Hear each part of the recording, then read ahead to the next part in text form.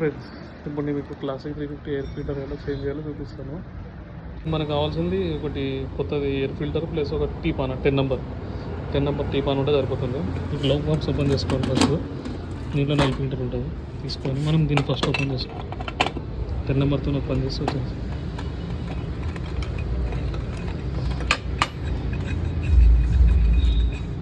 చూసారా మొత్తం దుమ్ము ఎట్లుంది. అది కనీసం మనం ఎవరి సర్వీసింగ్కి ఒకసారి చేంజ్ చేసుకోవాలి.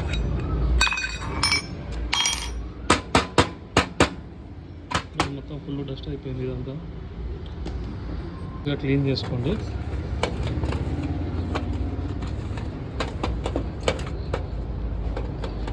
లోపల కూడా ప్రాపర్గా క్లీన్ చేసుకోండి. డస్ట్ ఏమైనా ఉంటే వెళ్ళిపోతుంది.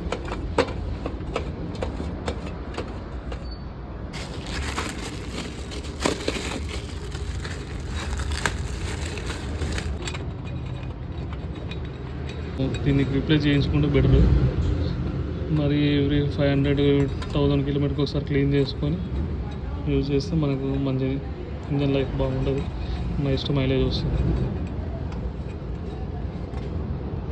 దీన్ని ఇప్పుడు కొంచెం టైట్ చేసుకుంటే అయిపోతుందండి.